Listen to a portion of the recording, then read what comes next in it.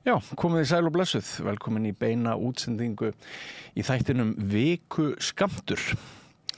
Við förum hér reglulega klukkan 4 á föstudögum í hverri viku yfir málefni líðandi stundar, tíðarandan og helstu fréttir. Og það vel mannað í dag sem oftast. Sigmar Guðmundsson, velkomin. Þú þingmaður og fyrrum fjölmiðlamaður og ég vil ekki síst að fá að ræða við þig um mál sem að margir að tala núna og varðar lögregluna á Akureyri og blaðamenn þar. Nú Gunnar Sigurðsson, þú ert leikstjóri og þú átt fyrirtæki ferðaþjónustu. Það víst. Og þú ert svona einn af þessum mönnum sem að kannski fylgistundum með fréttum af ferðaþjónustu og ert kannski ekki alltaf alveg sammála umræðunni eða eitthvað, en ég allavega hlakka til þess að fá þig til dæmis til þess að ræða við okkur umferðarmálin og fleira út á landi. Og svo ert þú Þorgerður María Þorbjarnardóttir, þú ert formaður Landverndar. Já. Vertu velkomin. Takk. Og eitt af því sem að bar nokkuð hátt í vikunni, það var ansi kjarnyrtur pistill, framkvæmdastjóra Landverndar. Já. Og þannig að við ætlum að ræða hann. Og Sigmundur Ernir Rúnarsson, þú ert kominn. Aldrei svo. Bara 1 mínútu sein. Það umferðin. Það nefnilega umferðin. Vertu velkominn. Á föstudegi. Á föstudegi. Gaman að sjá ykkur öll. Eru þið sammála mér, svo við tökum bara svona léttan hring áður en við förum í helstu málefni vikunar. Eru þið sammála mér með að manni líður svolítið eins og allt geti gerst núna, stjórnmálunum og jafnvel víðar. Þetta galopið. Þetta galopið. Og nú var Guðrún Hafsteinsdóttir bara áðan að segja að hún væri ósammála Svandísi Svavarsdóttir hvað varðar frekari innflytjendalöggjöf og menn eru svona farnir að sýna tennurnar. Já. Og komið kannski tími til að þessi stjórnarflokkar séu ósammála. Já. Það sé mikið. Við höfum aldrei verið vitni því, Já, ég tekur þetta alveg undir þetta. Það mikill titringur í gangi. Maður hefur fundið það svolítið niður í þingi að það eigum við ekki bara orðað þannig að það allir flokkar mjög meðvitaður það að þó að kosningar ættu að vera eftir ár, búið að tala að þær verði samt í vor, að þær geti hæglega orðið talsvert fyrr. Já. Það mikill titringur og svona stjórnarflokkarnir tala þannig hvern annan að maður hefur þá tilfinningunni að þeir haldi nú ekki endilega alveg utan alla atburðarásina, sko. Þannig að allavega á mínu starfsvettvangi þá mikill titringur og það getur allt gerst í vetur. Og manni sýnir Sjálfstæðisflokkurinn taka það sem sjálfstæða ögrun út af fyrir sig að Svandís Svavars og þau í Vinstri grænum hafi verið fyrst í ríkisstjórnarflokkunum að nefna það að það væri betra að kjósa í vor en í haust. Hún hefur svona verið hún var svona mjög afdráttarlaus með þetta. Já. Ég ímynda mér að hinir flokkarnir tveir myndu nú alveg gjarnan vilja frekar fara yfir á næsta haust. Já. Ég svona einhvern veginn hefur stundum orðað þannig að þau hugsaða kannski þannig að þeim mun fleiri vaxtaákvörðunardagar frá Seðlabankanum sem líða, þeim mun betra fyrir þau eru þetta vonast eftir því að vextirnir fari eitthvað niður. Já. En ég held að það verði erfitt að bakka út úr því að það verði kosið í vor ef að einn flokkurinn svona afdráttarlaus með það. Það náttúrulega á að kjósa til þings á vorin. Það heppilegra. Fjárlega umræðunar vegna og alls og margs annars. Ég veit bara ekki hversu oft ég hef samt hugsað þetta eitthvað. Núna hlýtur eitthvað að gerast. Bjarni skiptir stól og allir skiptir stóla í ríkisstjórninni og ýmislegt hefur verið að gerast og maður hugsa eitthvað. Núna allt opið og eitthvað getur gerst og það hljóta að fara að koma kosningar og svo bara einhvern veginn hafa þau einhvern veginn siltanan sjó bara, þú veist, bara á hnefanum einhvern veginn, bara haldið í sína ráðherrastóla og ég bara, þó að þú veist, maður einhvern veginn búist alltaf að það geti gerst, þá ég svona hæfilega bara svona róleg, þú veist, með það að Einmitt, allt bara fyrra meðað við hvað undan hefur gengið, þú veist, hvaða kort núna að fara að fylla mælinn sem ekki hefur gert það, sko, fyrr. Við skulum bara vona að fara eitthvað að gerast. Já. Það væri ágætt að það kæmist einhver hreyfing á þessi mál. Þetta búið að vera lengi svona í deglunni. Það búið að vera ósætti svona bæði undir og yfirborð og allavega upp á komur. Það væri bara vonandi fyrir svona bara okkur sem þjóða. Þetta færi nú að skýrast málin í þessu, menn fái bara ganga til kosninga eins og. Já. Áður en við förum í kannski stóru landsmálin þá af því að hér eru 2 fjölmiðlamenn auk mín. Við byrjum á þér, Sigmar. Þú ert fyrrum ritstjóri Kastljós. Þú ert rannsóknar blaðamaður fyrrverandi og þú last yfirlýsingu lögreglunar á Akureyri hádegisbilið í gær, giska ég á. Og við höfum fylgst með sem sagt stórum hópi blaðamanna engjast í einhverju tilbúinni snöruð þarna lögregluyfirvalda í kjölfar stærsta spillingamáls sem fjallað hefur verið Hvernig var þér við þegar þú last þessa langloku frá lögreglunni á Akureyri? Fyrst var ég nú bara alveg óskaplega hissa því að þetta sér maður nú yfirleitt ekki að það sé verið að fella niður mál með svona ítarlegum rökstuðningi og svo líka einhverjum setningum það að svona hálfpartinn megi lesa að þó að þetta hafi nú verið niðurstaðan hjá lögreglunni það sé nú samt sem áður margt þarna eitthvað skrítið og svona svolítið verið að hnýta í fólki sem til rannsóknar var á sama tíma og það ekki verið að fara lengra með málið. Ég hef verið mjög hugsi allan tíman sem að þessi rannsókn hefur verið í gangi. Mér finnst að lögregla og yfirvöld þurfi að fara alveg svakalega varlega þegar þau grípa svona inn í eðlilegan rétt fjölmiðla til þess að segja fréttir. Undir hafa auðvitað verið lagagreinar þar sem að skýrt tekið fram að það eigi ekki við fjölmiðlafólk og þessi yfirlýsing hjá lögreglunni þarna fyrir norðan, mér finnst hún bara algjörlega óboðleg, svo ég segi það bara algjörlega hreint út. Mér finnst að ef að lögregla hættir rannsókn þá eigi hún að gera það á þeim forsendum að það hafi ekkert brotlegt gerst frekar heldur en að vera hálfpartina í að því að eitthvað brotlegt hafi gerst en samt út af hinu og þessu og eitthvað þá ákveðið að fara ekki lengra með málið. Ég ber nú almennt traust til lögreglunar en þessi tiltekna vegferð, þessa tiltekna embættis í þessu tiltekna máli finnst mér ekki hafa verið í lagi út frá öllu því sem að við ætlumst til gagnvart frelsi fjölmiðla til þess að segja fréttir. Þarna var þetta bara verið að segja fréttir út frá gögnum sem að berast inn til fjölmiðla. Ég þekki það sjálfur sem fjölmiðlamaður að gögn berast inn til fjölmiðla með alls konar leiðum. Oft umræða það hvernig gögnin komust til fjölmiðlana, hvaðan þau koma. Þú veist, þetta gögn sem að voru einhvern veginn hálfpartinn tekin ófrjálsri hendri eða eitthvað slíkt það á við þetta bara mörg af stærstu fréttamálum allra tíma ef að tala Panamaskjölin auðvitað var það þannig að þau gögn upphaflega voru fengin með ekki með hefðbundum leiðum út úr þessari lögmannsskrifstofu.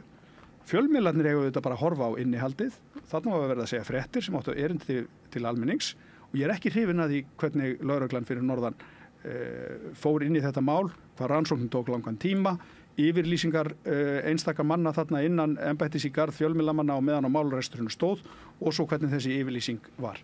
Svona eigum við ekki að vinna í lýðræðisríki þar sem að frelsi fjölmiðla skiptir okkur öllum máli. Því líka haldið fram að lögregla í öllum góðum lýðræðisríkjum hún eigi að fara varlegar í saksókn gegn fjölmiðlamönnum, blaðamönnum heldur en venjulegum einstaklingum vegna þess hver frelsi fjölmiðla þarf að vera óskert og vegna þess réttur blaðamanna þarf að vera mikil til þess að uppræta spillingu sem að gæti nú tengst þessum máli með einhverjum hætti þótt að það er best að tala varlega en Sigmundur, þetta þitt fólk fyrir norðan, þú ert Akureyringur hvernig slæðir þetta þig? Þetta slæðir mig ömurlega. Hér erum við að tala meginstoðir samfélagsins sem eru tjáningafrelsi, fjölmiðlafrelsi, mannréttindi og lýðréttindi og þessar stoðir viljum við hafa sterkar og ég tek undir með Sigmari að það er með hreinum ólíkindum að lögregla takir sér til og fabúleri eftir á að hugsanlega sé eitthvað saknæmt í þessu enda þótt máli skuli látið niður falla. Ég hef bara aldrei kynstöður eins og hef nú umgengist lögreglunni í mínu starfi sem fréttamaður yfir 40 ár og tek undir með Sigmari að ég ber almennt traust til hennar en þarna vék hún af eðlilegri vegferð sinni. Alveg sannarlega og það er ekki verkahring lögreglunar að fabúlera að hræra með þessum hætti í einhverjum skrýtnum potti. Lögreglan á að vinna sitt verk af gagnsæi og heiðarleika og að vita samkvæmt lögum og þetta var eitthvað allt annar og það er eins og almennt svekkelsi blasi út úr þessum skrifum að væntanlega hafa menn séð að ákæruvaldinu hafi ekki þótt þetta mál tækt. Þess vegna hafi eðli málsins sagt verið látið niður falla. Þetta mál var að mínu viti aldrei þess eðlis að lögreglan ætti að takast á við það með þess hætti sem hún gerði, en það erum að sjá sko hvað voru blaðamennir lengi með stöðu vitnis. Í status Þórðar 250 daga eitthvað líka. Meira sigur. Með stöðu sakborning. Sakborning segja, fyrirgefðu. En svo snýst þetta líka sko megin rétt fjölmiðlafrelsisins, það er að afla sér heimilda og við þekkjum það hér sem vinnum við fjölmiðla að það er stór partur af starfi fjölmiðla er að leita heimilda, vinnur heimildum, við fáum alls konar efni inn á okkar borð og það er okkar að meta það hvort að viðkomandi efni eigi erindi við almenning. Það er okkar að vinsa úr. Og ég held að almenningur sem neytir fjölmiðla út í samfélaginu gerir sér ekki almennt grein fyrir því hversu mikið efni við sem fjölmiðlamenn vísum frá. Já. Vegna þess að það á ekki erindi við fjölmiðla, það er fjölvísi meiðyrði og svo framvegis. Þannig að það er okkar að vinsa og þegar er vegið að þessu megin hlutverki fjölmiðla að afhjúpa, fletta ofan af spillingu, segja frá hlutum sem varða almennings sannarlega og almenningur þarf að vita til að geta tekið upplýsta ákvörðun sem kjósendur í landinu. Þá er lögreglan ekki bara á vondri vegferð, heldur bara að sko almennt séð að vinna gegn því trausti sem hún þó hefur. Ef við má aðeins líka bara bæta við sem mér skipta miklu máli að þetta snúist svolítið mikið það hver er í raun og veru þá heimildamaður fjölmiðlana og lögreglan hefur verið að segja að vernd heimildamanna eigi ekki við vegna þess að það sé vitað hver heimildamaðurinn er. Lögreglan hefur ekki hugmynd það hvort að heimildamenninni séu fleiri en einn eða tveir. Að mínu viti eiga fjölmiðlamenn alltaf þegar að spurningin kemur þetta, hvort að eigi eitthvað að ræða það hverjir eru heimildamenn fyrir fréttum, þeir eiga bara aldrei að segja neitt. Algjörlega óháð því hvort að einhverjir heimildamenn hafi mögulega stigið fram eða ekki. Þeir eiga bara alltaf að halda sér höndunum með það vegna þess að það getur verið eitthvað fleira þarna undir sem að þarf að venda. Þannig að þessi angi málsins finnst mér líka svolítið sérstakur og yfirlýsingin sem að kemur frá embættinu, hún er auðvitað bara algjört hneyksli. Ég er fullkomlega sammála en mér finnst svo áhugaverð spurning við hverja er lögreglan að tala? Ég held að segja að tala við nærumhverfið í þessu tilviki. Þetta er... Menn eru samir í umhverfið? Já. Ég held að við þekkjum það víða land og runni allstar landið að yfirvaldið er einfaldlega oft ofrætt og embættismannakerfið ofrætt við þá sem ráða í krafti fjármagns. Við þekkjum þetta úr öllum ráðunautum, embættismannakerfinu, eftirlitskerfinu sem oft er sótt að í þessu fámennalandi eru menn einfaldlega bara hræddir hag sinn þegar að kemur að þeim sem raunverulega ráða.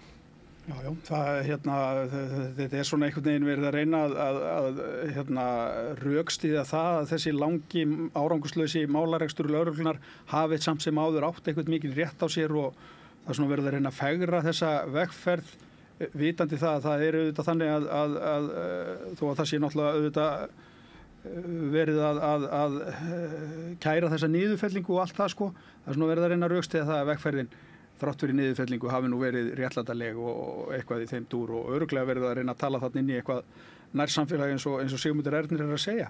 En mér finnst þetta að hafa blasið við ansi lengi að þarna var ofur einfallega verið að setja fjölmiðla á eitthvað sakamannabekk fyrir það eitt að vinna vinnuna sína, flytja fréttir sem svo sannarlega áttu erindi við almenning. Ég meina, hvaða fréttir voru þetta?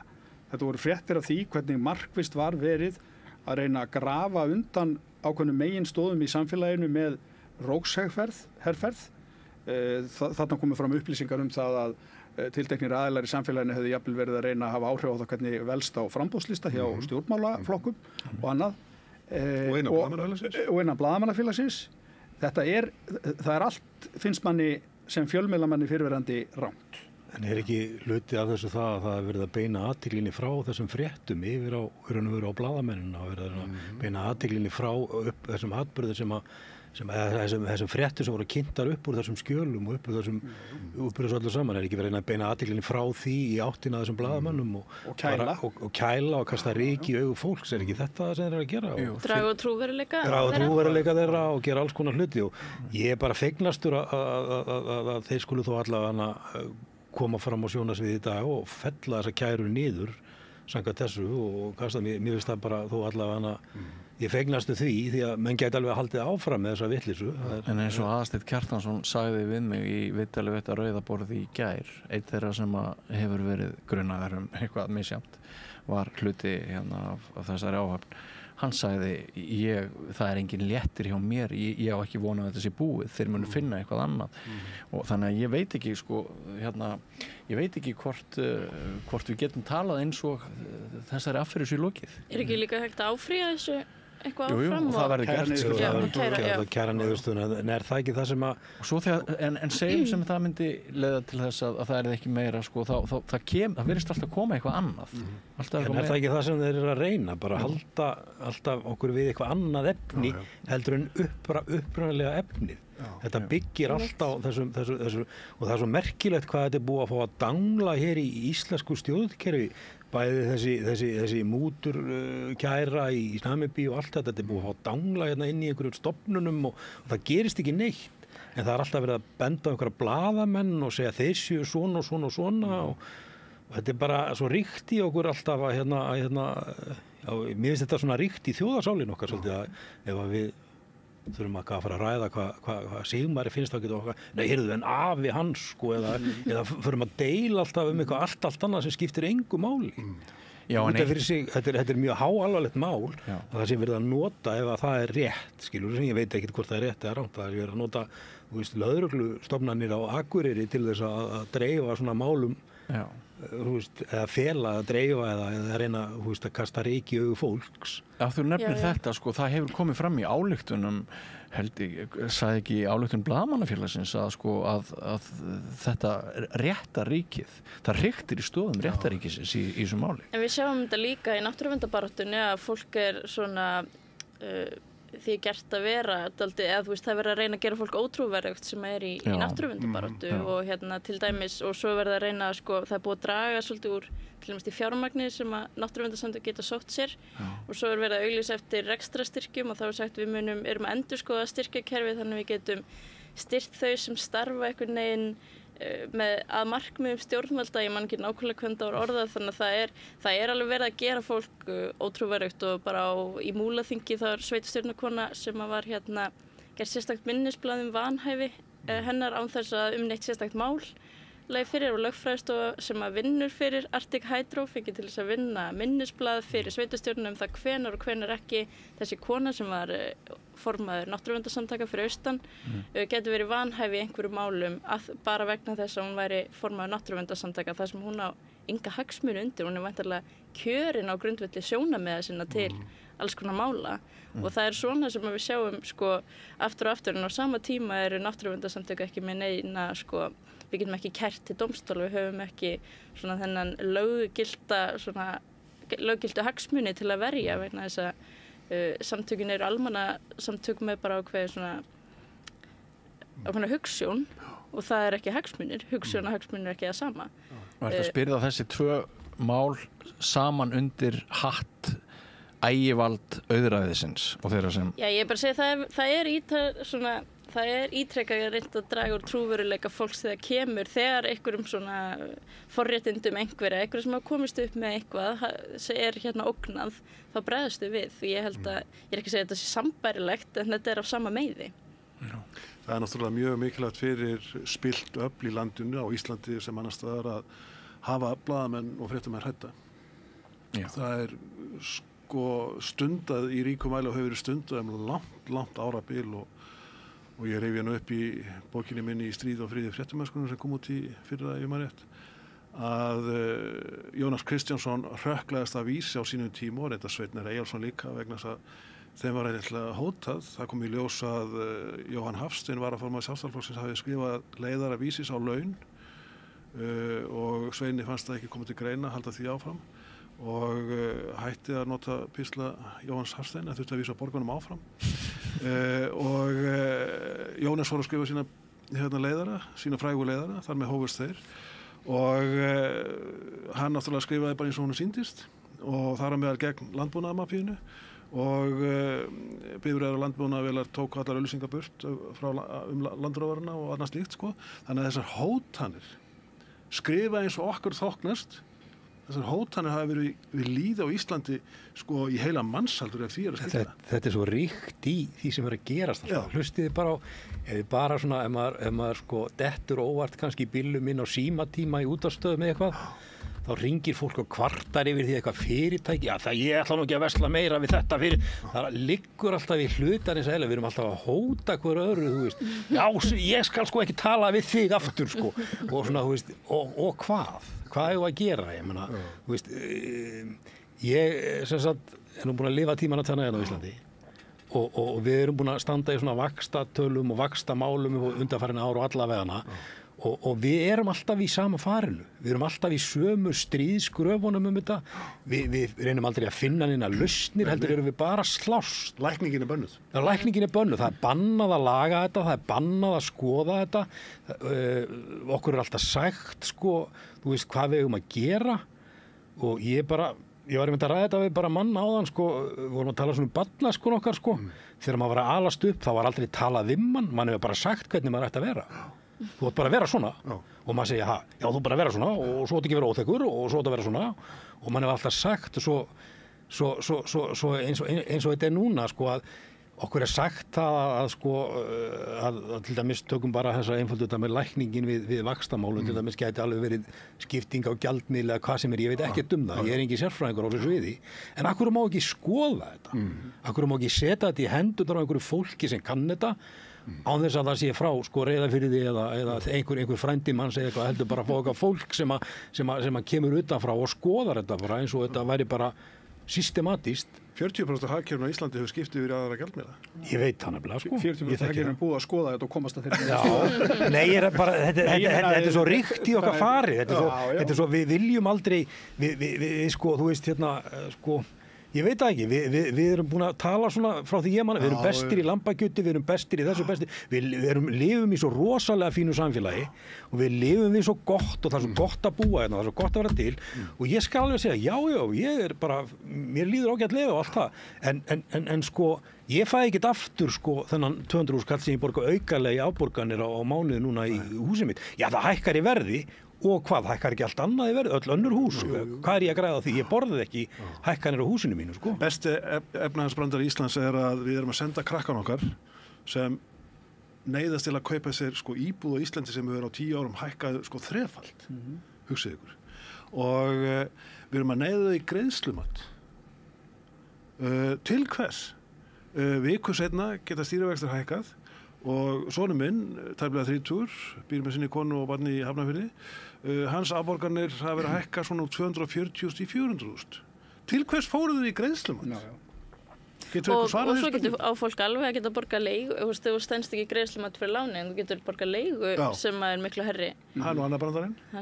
Já, þetta er ekki gaman, ég er sjálf bara á ekki íbúð og stefni á að kaupa á næstu kannski árum, en bara langar ekkert til þess núna með hvernig ástandið er og sé ekkert fram á nákvæmlega hvenær verður besta og svo verður maður að lifa lífinu líka, maður má ekki bara... Má ég einmitt aðeins ávarpa þig sem mannesku þá í þessari stöðu? Já. Kona sem ekki átt húsnæði. Það hlýtur að vera sko bara hyldýpi vonleysisins að fylgjast með eignum, hækka í verði, ekki satt? Á meðan ég safna.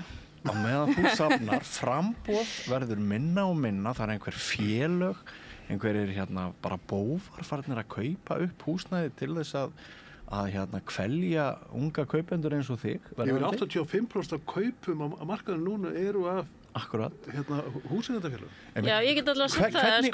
Má ég spyrja þig, hvernig hefur verið að fylgjast með þessu á síðari árum? Ég var bara mjög klók og eignast kærasta sem á íbúð og þannig hann hann ávaxtar, eða hann sem sagt lækkar höfuðstól úr sínu láni og mun koma til að geta tekið og ég ætla að reyna að eiga svona 1/4 af því sem hann getur fengið en það liggur við að það sé þannig að hans eign hækki hraðar heldur en ég get lagt fyrir sko. En án kærastans þá hefði það væri ekki séns sko, verið. nema bara að ég safni í nokkur ári viðbútt sem að þetta Þekkirðu fólk sem á ekki kærast eða ekki kærustu og hefur bara svona fundið vonleysið bara vaksa síðustu Já, svo þekki ég fólk sem á kannski foreldra sem hafa fallið frá eða eitthvað slíkt og getur þá lagt út fyrir eignu eða fengið fyrir fram eitthvað arð þá frá foreldrum með ömmum og öfum eða svoleiðis. En það borgar sig ekki vera einhlupur í þessu hérna. Þetta stór skrítin sko, hvernig við eins og þetta tala með þessi hvað að þurfa að fara í greiðslumat á Íslandi. Við sko þegar COVID var þá keypti ég og kona mér svona raðhús í byggingu sko. Það hefði ekkert að gera þannig að ég setti á mig sunduna bara að fóra að vinna sko. Svona bara í frítímana fyrir okkur.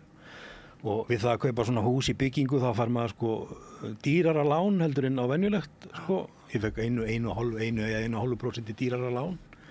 Svo bara var ég að borga þessu, svo var ég ekkert að hugsa þetta, svo fattaði ég þetta alltaf daginn, heyrðu. Við erum að borga hærri vexti og í þessu vaxtaumhverfi sem núna og ég fór að fara að tala við það og þá átti ég samkvæmt þeirra upplýsingum þá átti ég árið 2021 þegar ég talaði við þá það þá gæti ég sko gert bara svona viðauka við þetta skuldabréf og myndi vexti lækka þegar íbúðin væri komin á byggingastig 7 eða 8. Nei, þeir eru búin að breyta þeirri skoðun sko. Við urðum að fara í greiðslumat og til þess að geta breytt lánin okkar og lækkað kröfun okkar sko. Ekki hækkað hana heldur lækkað hana og ég segi býtu hvað, já þetta er bara svona þetta er viðbóta lán og einhver útskýringar og ég reifst svona smá eis og spurði Neytendasamtökin og svona enda svo á því að settlast á það, ok, förum í þetta og ég sagði en kona mín er skrifið fyrir þessu lánu, ég sagði já hún að fara í greiðslumat eini og ég fara með inn eitthvað og já þú getur bara látið hann að fara í greiðslumat og jafnvel þó að sé neikvætt þá munum þið fá lánið og ég spyr bara til hvers erum við að þessu bulli? Já, til hvers? Svo held ég ekki búi nema ég býr svona blokk nýr bæ og rosa fín og ný blokk og ég held að sé búið í 1/3 af þessum íbúðum. Allt hitt er í útleigu til túrista. Það er bara túristar. Þetta er auðvitað svakalegu markaður og þú veist þeir sem eiga íbúð þeir einhvern veginn standa frammi fyrir þessum stórkostlegu kostum annarkvort að vera með lán sem bara hækkar alveg sama hvað þú borgar eða þá að vera með annars konar lán þar sem þú getur lent í því að bara í einu vetfangi þá eru afborganirnar þínar að hækka 100-200.000 við erum að heyra þessi dæmi allt að lánin afborganirnar á lánum eru kannski að hækka 200.000 á mánuði 200.000 á mánuði þetta eru bara tvenn útborguð mánaðarlaun hjá venjulegu fólki á hverju einasta ári sem er bara að fara í einhverja hækkun þessi óstöðuleiki sem er alltaf í hagkerfinu sem að mörgum finnst einhverju hluta vegna að vera bara já eða eitthvað svona bara einhver kostur þess að búa í dýnamísku hagkerfi að hér sé alltaf verðbólgu og vextur upp í ári af því þetta hefur áhrif nákvæmlega þetta sem að þú ert að segja hvernig fólk ráðstafar íbúðunum sínum í útleigu eða Airbnb eða hvað þetta hangir auðvitað allt saman framboðið á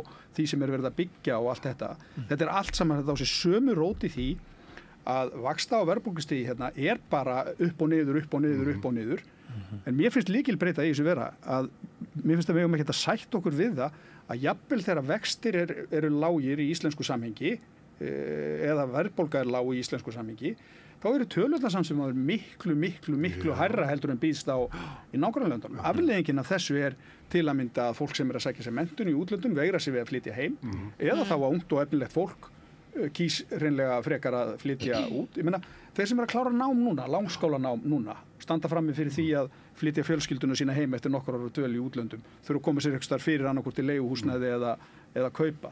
Hverjir eru kostirnir fyrir þetta fólk? Við erum að missa svo mikil verðmæti í fólki út úr samfélaginu vegna þessa og þú veist, við getum auðvitað öll haft einhverja skoðunar á því hvernig fyrirkomulagið eigi að vera. En þessar sveiflur, þessar rosalegu sveiflur, þetta er bara hengingarál utan háls fjölskyldna. Hugsa þetta, fyrir 3 árum síðan, þá var verið að tala það bæði af stjórnmálaflokkum og seðlabankastjóra að nú er í runnið upp lágvaxta skeið á Íslandi, jafnvel varanlegt lágvaxta skeið á Íslandi. Það eru 3 ár síðan. Hvað hefur gerst á þessum 3 árum? Já, í 1 ár hafa stýrivextir verið í 9,25%.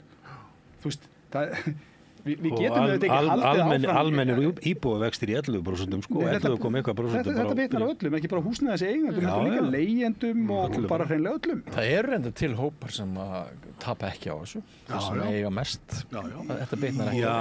Þessi leikunni gerður. Já, stundu dettur manni það.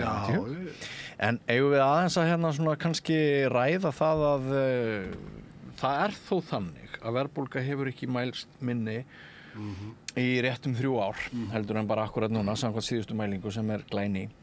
En samt sem er langt frá verðbólgumarkmiði. Jú, en við höfum öskrað á vaxtalækkun núna í lengi og hvað haldið þið? Verður okkur að ósk okkar í næstu, það ekki næstu viku sem að miðvikudaginn? Sko, það alvarlega í þessu að það ekki almenningur sem heldur upp í verðbólgustiginu.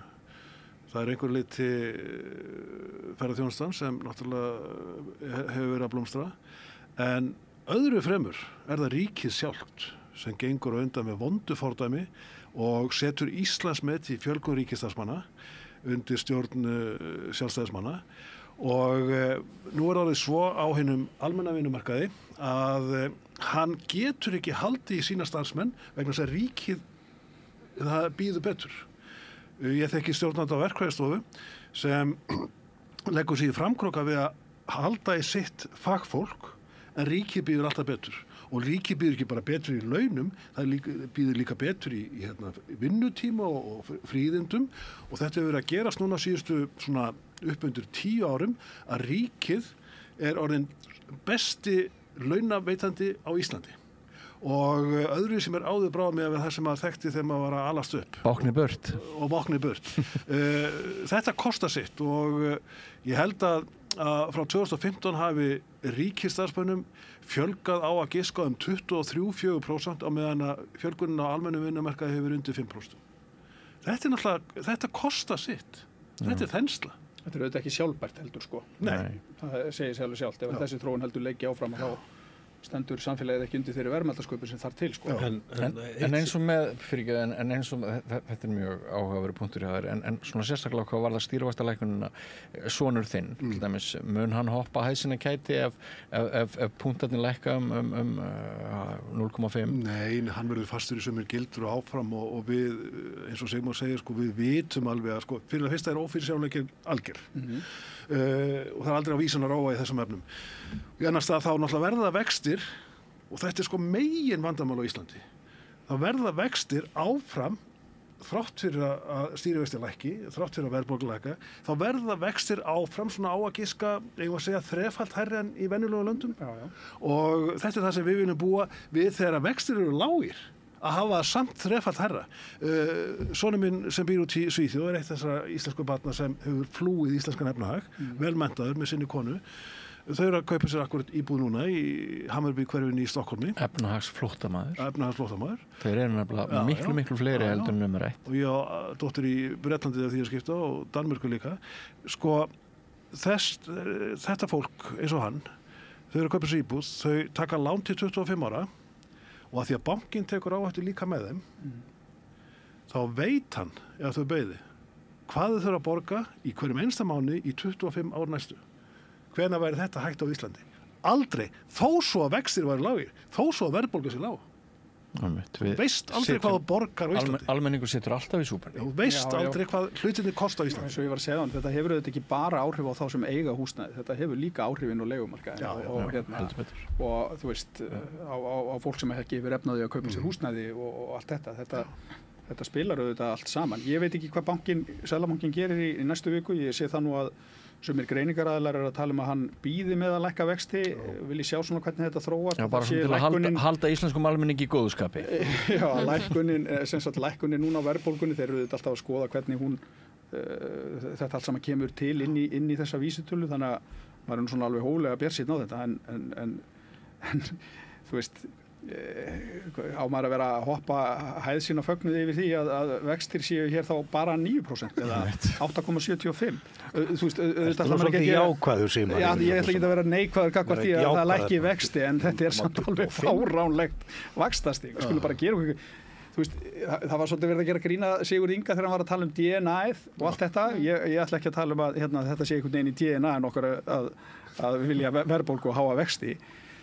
En sko, maður veltir því stundum fyrir sér hvort að þessi áratuga reynsla okkar Íslendinga af þessum veruleika, að þetta hoppi svona upp og niður og sé alltaf svona hátt, hvort hún sé að gera það verkum að við séum kannski hætt að skynja það hvernig kjörin á stærstu fjárfestingu venjulegs fólks í nágrannalöndunum. Maður veltir því fyrir sér. Svo er alltaf verið að tala ofan í fólk sem að berjast í bökkum, hvort sem að það eru nú leigjendur eða húsnæðiseigendur eða þeir sem að eru bara í öngum sínum yfir því að hvað matvara er að hækka mikið og helstu nauðsynjar og alltaf verið að vísa í eitthvað annað heldur en vaxtastigið og verðbólguna svona í einhverju huggunarskyni, sko.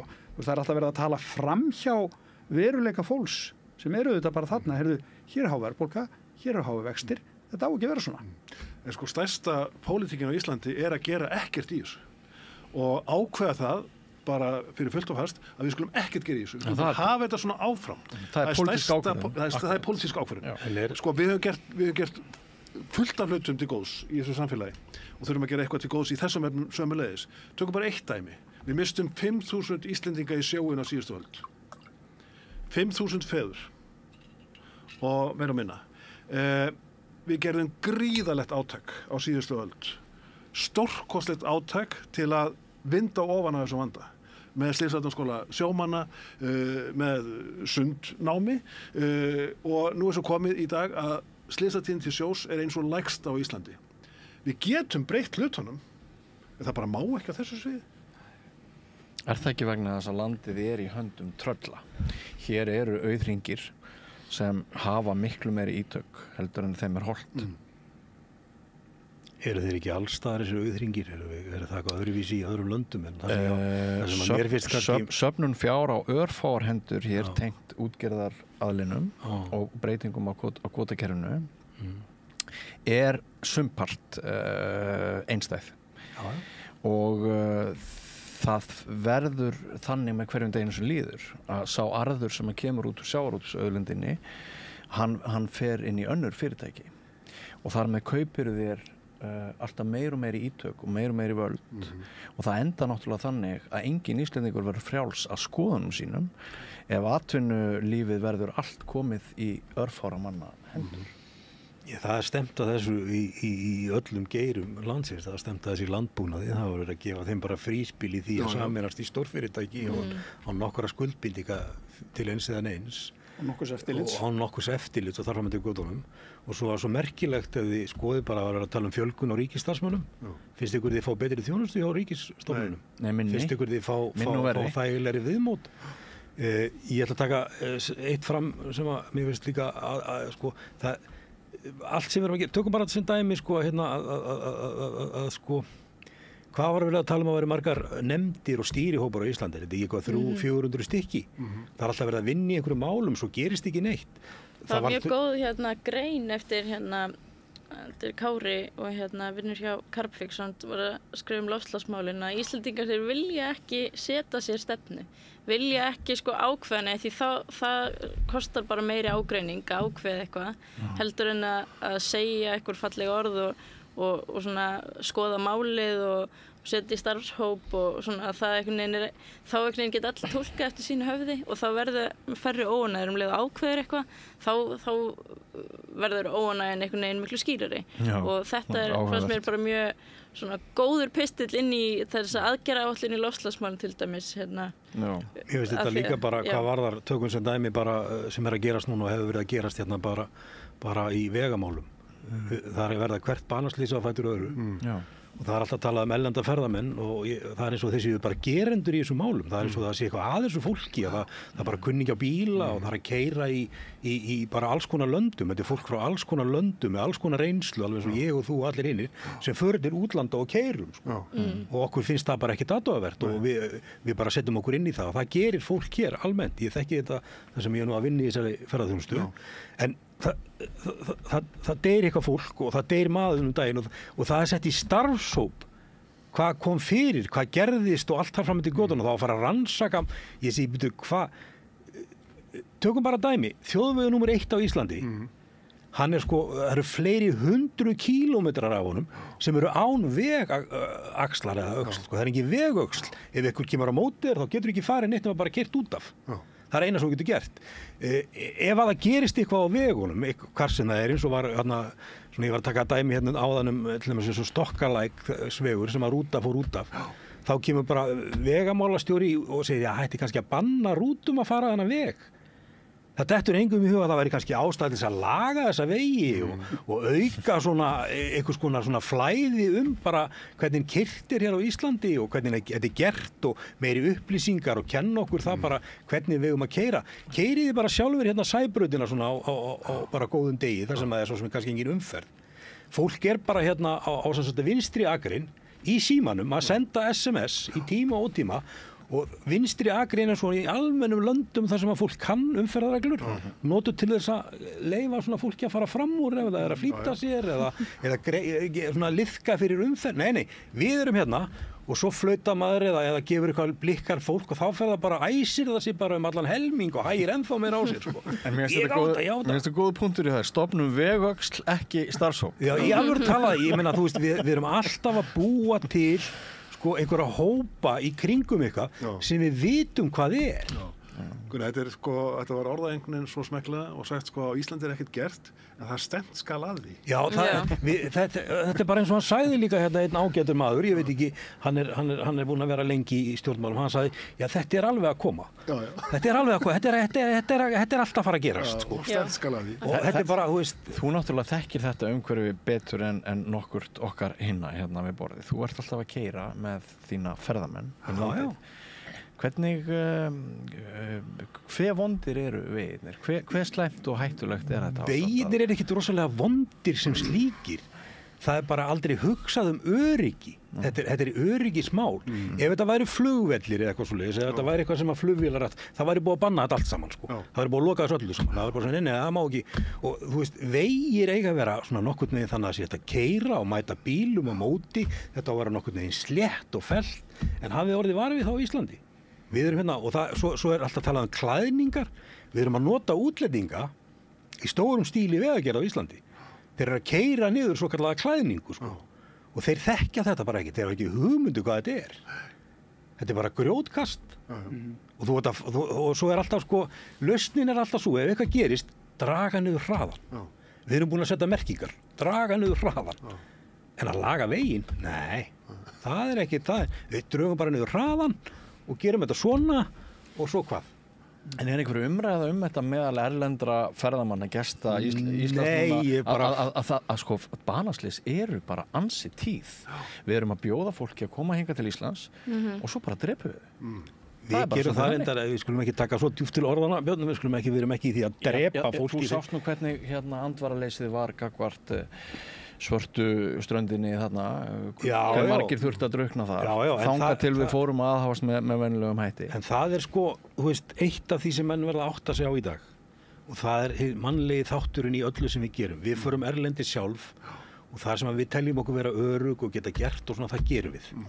Og ef þú fer bara á strönd hérna á Íslandi og sér svona öldur og svona, þá heldur þú það bara því að þú ert svona, veist ekki alveg hvað að tala að þú getur bara sinnt. Ég hef bent mönnum á þetta í Reynisfjöru og sagt, færið ykkur nú svona, ef þið dettið í þetta, það er ekkert grín, sko. Ég bara syndi sig þær. Ég segi, nei, það er ekki þannig. Og hérna, við getum ekki kent, sko, þetta er ekki, sko, að fólk. Nei, þetta var augrændu orða. En þetta er samt svona, þú veist, hvar eru mörkin? Hvenær tekur eigin bara svona, svona ábyrgð við og hvenær eigum við að eins og bara ef Íshella-málið þar var til dæmis bara búið að tala um það bara lengi áður að þetta væri nú ekkert sérstaklega sniðugt og hérna það gæti bara hæglega eitthvað komið fyrir og svo kemur eitthvað fyrir og þá er einmitt örugglega að fara að skipa starfshópur og hérna til þess að skoða það og öryggis- og forvarnarhlutverk. Já, en þar við höfum eitthvað hlutverk og einhverjum tímapunkti tekur samt svona almenn skynsemi við.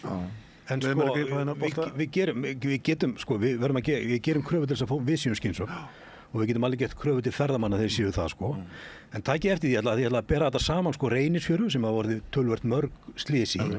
Farið þið svo upp á Háafoss þar sem þið standið á toppi Háafoss í raun og veru og horfið niður á hann. Engin slys, af hverju? Vegna þess að fólk veit það er í hættu. Það veit alveg hvað það má og hvað það má ekki. En það veit það ekki alveg niður í Reynisfjöru. Það er svona samt alveg ágætlega merkt þar í Reynisfjöru. Jú, það er búið að vera, jú. Því séu eins og þú ert að nefna, sko, þeir eru að leiðbeina fólki, en þetta er auðvitað svolítið áhugaverður punktur, sko. Við verðum auðvitað að hafa umhverfið okkar eins og örugt og við verðum að vara við og allt þetta, en maður sér líka auðvitað bæði Íslendinga og útlendinga haga sér ansi gáleysislega með við hverjir aðstæðurnar eru. Sko. Það getur verið erfitt að eiga við það. Eitt partur af þessu sá að við hleypum hverjum sem inn í íslenska ferðarþjónustu sem sérfræðinga. Og hér til lands að koma ótrúlegu fjöldi af erlendum leiðsögumönnum sem þekkja misjafnlega mikið til landsins og þekkja misjafnlega mikið til hættana sem eru hér í landinu, til dæmis í Ísöldum eins og þú nefnir. Og ég þekki sem göngumaður og hef farið víða erlendis í fjallgöngur, Afríku og Evrópu, að þar er undantekningarlaust, hvort heldur þú ert í Tansaníu eða Ölpunum eða hvað sem það er, þar verða innlendir leiðsögumenn að vera til staðar. Það getur komið erlendur, í þessu tilviki íslensku leiðsögumaður, út til Marokkó eða Tansaníu eða í Alpana. En þá verður það að vera heimamenn sem stjórna för. En það er þá inn í þjóðgörðum, eða ekki? Nei, þetta er bara almennt. Hvort sem þú labba Atlasfjöllin eða Kilimanjaro eða Alpana. En það er alls konar svona staðir sem að inn í þjóðgörðum er bara skýra reglur og það náttúrulega er í stjórnar- og verndaráætlun vatnajökulsþjóðgarðar eru alveg rými til þess að gera alls konar svona öryggisráðstafanir. En það er ekki gert. Nei. Og það bitnar á síðan það bitnar á náttúrulega ferðamönnum sem hingað koma, en það bitnar líka á þeim möguleikum sem við höfum til þess að kannski stækka þessa þjóðgarða og gera það á almennilega eins og miðhálendisþjóðgarð ef að þessu er ekki sinnt nóg vel og mér finnst það bara mjög alvarlegt. Þess vegna finnst mér þetta að vera mikið náttúruverndarmál að gera þetta vel. Það var búið að gera skýrslunum að það ætti ekki að ferðast í Ísöldum á sumri. Já, mér finnst ég held að það væri bara svona, ég stóð alltaf í þeirri meiningu og það væri bara framkvæmdin hálfpartinn að þeir eru Já, ég verð að viðurkenna það, ég kom austur eins og oft áður á Jökulsárlón í ágúst. Einhvern tímann 3 viku eða einhvern tímann nokkru viku fyrir áður en þetta gerðist, Og þá sá ég strák sem er alltaf að vinna á veturnar í svona Ísöllum sem ég tala oft við og fer með fólk fyrir okkur og svona. Og ég sé, hvað er þú að gera hérna mitt sumar bara? Já, það eru Ísallaferðir saman. Ég bara kom svolítið að fjöllum og sagði, eru það að segja? Já, svona. Og ég, svo sem, málið þetta er svolítið típist hjá okkur líka. Við förum alltaf að leita af sökudólgum. Já, en fyrir ekki, er þetta ekki bara einhvers konar græðgi? Nei, ég veit ekkert um það. Ég myndi ekkert vera endilega að ásaka einhverja svona eina persónu leikendur í þessu máli. Ég held að það sé bara mjög skaðlegt og maður sá að fólki var brugð og leið ekki vel þarna. Já, en það voru skrifaðar skýrslur hjá jöklafræðingum og alls konar vísindamönnum sem sögðu. En vandinn er sá að ísallarnir eru fallegast á sumri. Og það... Nei, mikið vatn. Þú þekkir þetta, já. Og hérna litbrigði. Hann er miklu blárri ísinn. Já, en þetta er partur að segja þetta er bara, þú veist, ég ætla ekki að fara mér finnst, ég vil öryggi nummer 1, 2 og 3 ég vil líka geta ferðast landi í svona flæði, en það er oft verið að tefja þetta flæði með alls konar svona rugli og vitleysu í staðin fyrir að þú geti girt svona framhjá einhverju hlutum og svona og í burtu frá þeim í aðrnari átt heldur nú kemur og þá var alltaf verið að láta ykkur mætast á einhverju þröngum vegum hér og þar. Þið sjáu þetta bara að þið farið erlendis í svona stóra staði. Það er alltaf að passa að sé flæði. Það sé bara flæði á staðinn og í burtu. Að þið sé ekki alltaf að rekast á hvern annan. Það er mjög vel gert í Laga. Það er einstefnu hringur og það er hringin og kemur þeir í burtu þannig og svo líka bara eins og þú sér það sjálfur eða tökum sem dæmi Fjarðarárgljúfur sem er nú í einkaeigu í dag þú ert að mæta rútum og alls konar bílum á nýþröngu vegi sem er að reyna að snúa, gera, græja og allt þetta Þú keyrir niður á bílastæði svo aftur upp að því. Já, þú er alltaf að fara sömuleið tilbaka og þú er að snúa við á pínulitlu bílastæði og það er tekin það kostar bara 4.700 krónur fyrir mig að taka 16 sæta bíl og leggja honum þar og hérna sem er allt í lagi.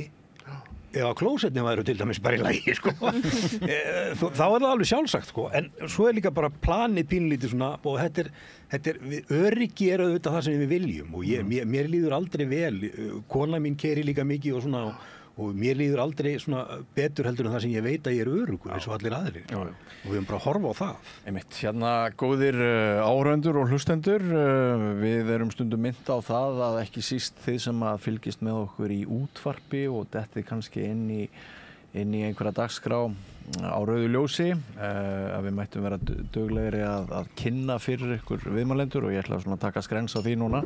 Þið eruð að hlusta á þáttinn Vikuskamt sem í beinni útsendingu hér þennan ágæta föstudag á Samstöðinni. Ég heiti Björn Þorláksson, gestir mínir eru Sigmar Guðmundsson, þingmaður, Þorgerður María Þorbjarnardóttir, formaður Landverndar, Sigmundur Ernir Rúnarsson, blaðamaður, og Gunnar Sigurðsson, leikstjóri sem á fyrirtæki ferðaþjónustu. Við höfum verið að ræða fréttir vikunar og við ætlum að halda því áfram.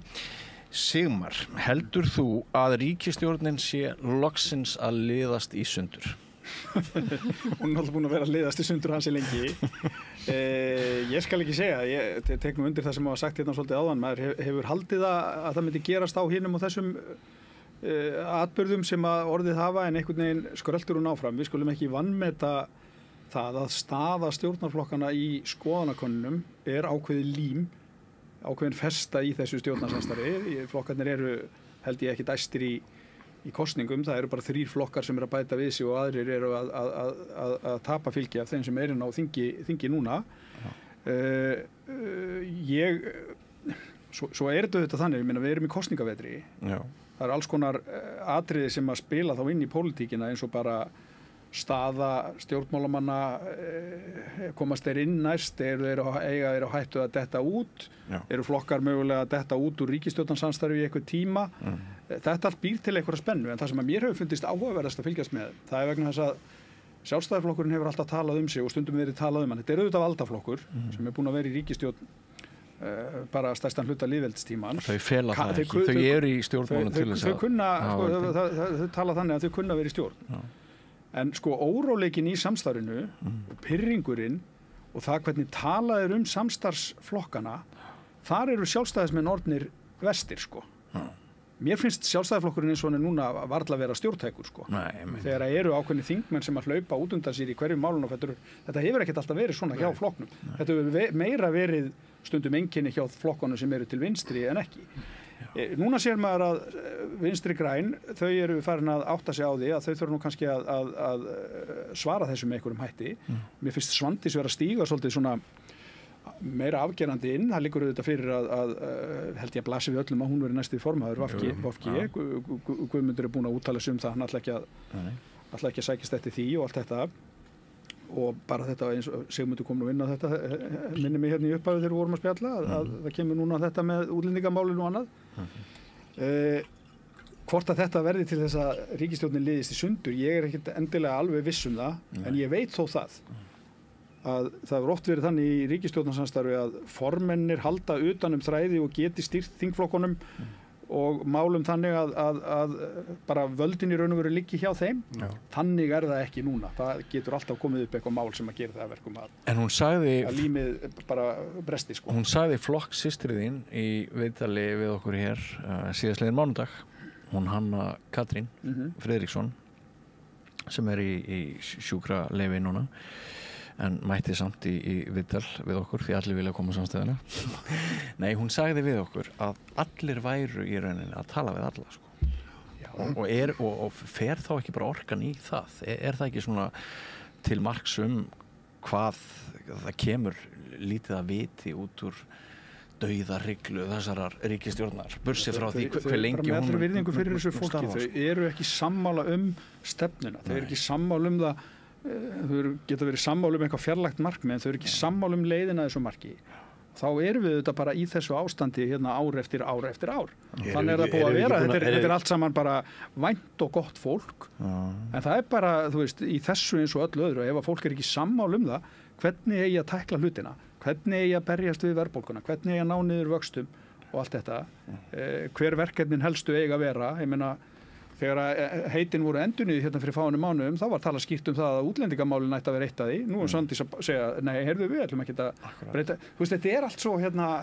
En þetta ekki búið að vera svona í 7 ár? Jú, sko, COVID svona stóru hluta. Allt í einhverjum dróma þannig COVID. Já, en það var vegna þess að það þurfti ekki að taka á, nema við settum bara aðra í fronti, við settum svona teymi af vísindamönnum og læknum og vorum ekki að skipta okkur að þessu og hérna núna bara þurfum við að standa frammi fyrir þessu sjálf. Já, og svo ég hérna kláru þetta kannski svolítið að hérna þegar að menn eru svona rosalega ósammála þá mönnum svolítið gjarnt á að ýta ábyrgðinni yfir á einhvern annan flokk eða eitthvað annað.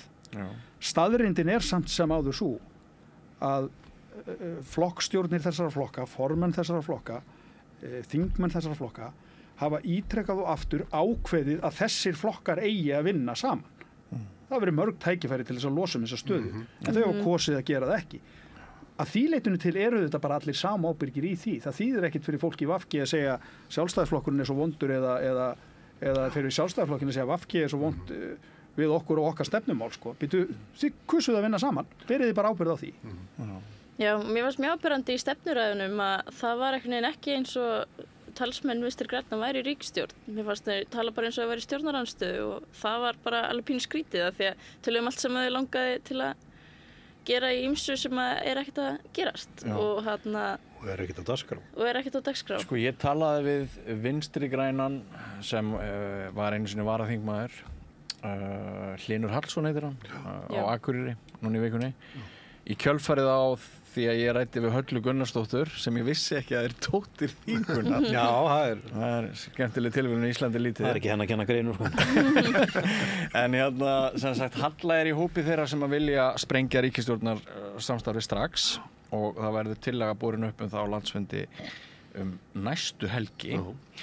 En Hlynur vildi ekki sprengja og hann einmitt talaði eins og að þau vilja geta sagt okkur að vextir hafi verið lækkaðir, allt sé á réttri leið þegar þau slíta hitinn og ekki líklegt að einmitt út af þessu sem við höfum svolítið verið að ræða sem stýrivextir og efnahagsástandið og almenn óánægja með alla þessa hluti sem hafa verið ofarlega á baugi ekki líklegt þrátt fyrir það sem að þú segir og það sem við erum að ræða sem að þeirra pólitíska líf þau muni gera allt hvað þau geta þrátt fyrir sundurlyndið til þess að geta bent á nei, vextir eru farnir að lækka verðbólga að lækka, það er okkur að þakka við erum æðisleg, kjósið okkur næstu kosningum. Það er alltaf að koma. Það er rosalega íslenskt að þeir sem að bera ábyrgð á ástandinu skuli síðan alltaf þakka sér fyrir það ef það lagast með einhverjum hætti, sko. Segðu. Bíða þetta af sér. En þetta er bara, þú veist... Vextir verða nú ekki komnir það mikið niður seinna í vetur að það breyti stöðunni eitthvað. Ég held að við upplifum þetta öll svo sterkt á okkur hvað, þú veist, þetta er búið að vera erfitt ástand. Þetta verður mjög erfiðu vetur. Já, það verður bara mjög þungur. Og þó að verðbólgan sé að fara niður núna, menn hafa verið að benda á það að það muni kannski gerast í einhvern sveiflum, hún geti farið upp. Næst, sko. Við erum svolítið merkilegur, mér finnst alltaf gaman að horfa á þessa spauðilegu hlið á hvernig við öktum eða við erum svona á Íslandi oft, sko. Við höfum til dæmis, núna síðustu 10, 15, 20 ár eða 25 ár, ekki meira, frá því að við fórum að taka öll sjúkrahúsin af landsbyggðinni og færa þau til Reykjavíkur, þá höfum við ekki getað rekið heilbrigðiskerfið svo eitthvað vits í nema með einhverjum harmakveinum. Og við gerum ekkert annað en að tala hvað þetta sé ógeðslega dýrt og erfitt og allir stjórnmálamenn, já þetta er svo dýrt og svona, en við erum að byggja 300 milljarða hátæknisjúkrahús og við getum ekki rekið það sem fyrir sko. Þetta er alveg eins og við erum að búa til borgarlínu. Við höfum ekki getað rekið 5 strætisvagna frá því ég man eftir mér, sko. Við höfum ekki getað rekið strætisvagna í Reykjavík frá því ég man eftir mér. Það hefur aldrei verið rekin að einhverju viti. Við erum að selja konsept sem er mjög mikil óánægja með, sem núgildandi strætókerfi. Já, þú veist það sem ég er að segja, sko, við erum alltaf í einhverjum svona, einhverjum drauma heimi. Við erum ekki til að leysa vandamálin í dag. En það liggur náttúrulega fyrir að almenningssamgöngur eru svona framtíðin í samgöngum ef við ætlum að draga úr losun og draga úr umferð og á höfuðborgarsvæðinu. En auðvitað verður þá að reka Finnst þér ekki eðlilegt að við byrjum á því að finna leiðir til þess að reka almenningssamgöngur? Bara þannig að skynsamlegt sé. Við þurfum ekki þessa rosa strætisvagna keyrandi inn í öll litlu hverfi. Við getum bara haft 2-3 strætisvagn í svona beinu línum og svo bara litla strætisvagn eins og var hérna. Þá keyrðu strætisvagnar inn í hverfi. Nei, við skulum leysa þetta eftir 10, 15, 20 ár. Já, ég er bara ekki alveg sammála þessu. Ég held að flugt svona strætókerfi sé mjög mikilvægt en það þarf þá að vera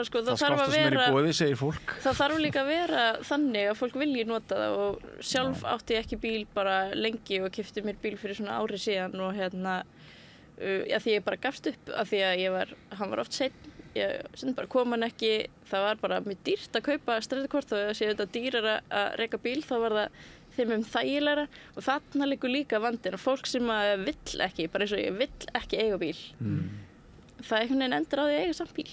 Já, ég meina af því að það sem í boði ekki nógu gott og þá finnst mér ekki rétt að einhvern veginn að benda á það að það gangi illa að selja fólki einhverja vonda vöru og þá sé ekki bæta vöruna.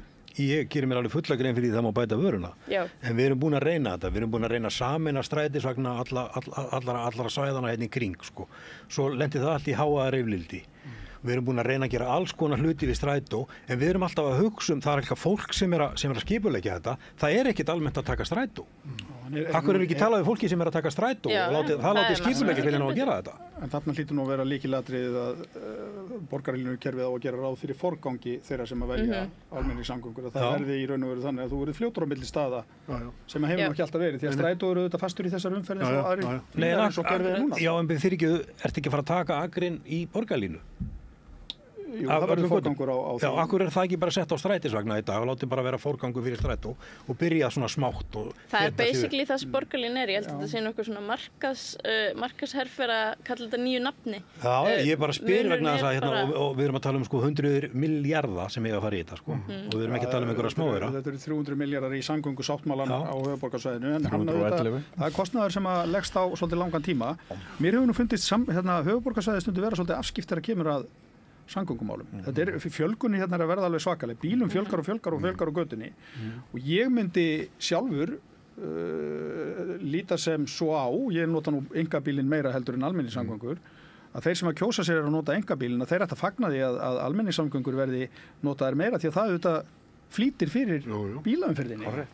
Og fyrir nú utan að við erum auðvitað líka að velta fyrir okkur eins og hér er bent á þetta eru auðvitað heljar en að loslags Ég er komin í þá stöðu ég er bara fljótari að fara á milli staða á hjóli eða gangandi eða skokkandi heldur en í bíl það er bara það oft sem ég lendi í teppu að ég er mikið til hættur að nota einkabílinn og kannski leysist vandinn bara þannig til langt framma allir verða bara fastir og við leggjum þá bara bílunum og við förum að skokka Svo er bara fólk bara trúir ekki eigin augum og eyrum þegar það reiknar út ávinningurinn af því að hafa miklu fleira gangandi, hjólandi og almenningssamgöngur vegna þess að loftgæði verða betri og við endum á að spara í heilbrigðiskerfinu endum á að fólki endur á að líða betur þannig að það er ávinningurinn svo margþættur að það er einhvern veginn þegar það er reynd að reikna út í einhverjum krónum og aurum að þá trúir fólk bara ekki eigin augum. En þetta er mál sem hefur leitt til þess að sjálfstæðisflokkurinn í borginni er þríklofinn, það er framhald samgangna hér og horfur og við þurfum að gefa því miklu meiri gaum þessum málum heldur en verið hefur. En það er svona 2 mál, ég veit að allir er orðin svolítið þreyttir hérna, loftlaust hérna inni og hérna, já, föstudagur og langar bara út í helgalífið okkar, ég ætla að halda ykkur aðeins lengur. Ég man að þegar við unnum saman, Sigmundur, á Fréttablaðinu, þá þú tregaðir þegar hérna langa eldgosinu lauk. Og þetta var náttúrulega eitthvað stórkostlegt að hafa bara eldgos þarna, reykinu upp í bakgarðinum og þetta byrjaði svona sem túristagos á Reykjanesreyknum. En nú eru sviðsmyndir að verða svolítið alvarlegri, mér langar svona aðeins að impra á því. Það er aðeins að breytast tónninn. Ég var með Þorvald Þórðarson sem að stundum hefur nú verið svona í hópi vekjaraklukkunar sem að daginn sem að var að segja að hún litist kannski ekki vel á Reykjanesbraut og Voga á Vatnsleysuströnd vegna þess að þetta væri alltaf, það væru breytingar í þessu og svo var núna bara í vikunni þá voru fundir þar sem upplýst var sviðsmyndir Veðurstofunnar samkvæmt nýjustu tækni og vísindum og það einhver grein í Science, tímaritinu Science sem að segir okkur að ófyrirsjáanleiki þess hvar hraun kemur upp hann meiri, það getur orðið mjög erfitt að vita fyrirvaran og allt í einu svona byggð þarna á Suðurnesjum sem að við höfum kannski verið að vonast til þess að hafi verið örugg, allt í einu hún komin aftur í smá hættu. Hvernig svona og þetta náttúrulega tengist einhver leiti ferðaþjónustunni líka, náttúruvernd og stjórnmálunum og öllu sko. Bara taka aðeins grens á þessu, bara ef við byrjum á þér, svona hvernig höfum við verið að sko, er þetta bara íslenska leiðin þetta reddast eða þurfum við að bregðast miklu aktífar við þeim möguleikum sem að gætu orðið bara ansi í vondar sviðsmyndir mun verri heldur en við höfum verið að nóvanú með Grindavík sko.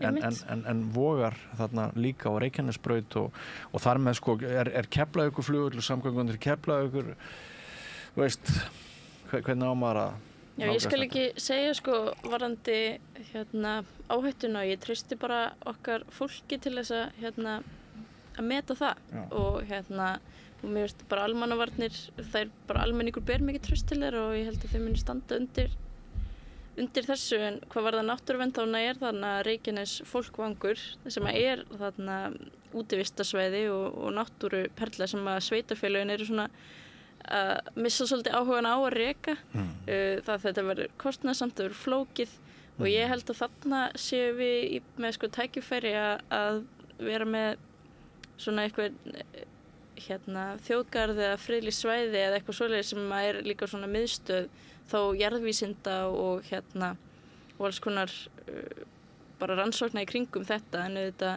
sko er manni fremst í huga fólkið sem að þarna býr og og ég er ekki með neinar sko sérstaklega skoðanir því hvað á að gera og ekki gera bara gera það sem að eykur öryggi fólk sem mest. En þessu tengt, ég nefndi fyrir í þættinum að Björg Eva Erlendsdóttir, framkvæmdastjóri Landverndar, hún skrifaði ansi magnaðan pistil á Vísi í vikunni og þessu tengt sko bæði eins og lesa má í pistlinum og maður hefur svolítið skinnið þessari umræðu, þá sko, það er kannski svolítið óskhyggja hvað varðar orkuna og sem að þarna undir og það er svolítið mikið svona einblínt á bara virkja, höldum áfram.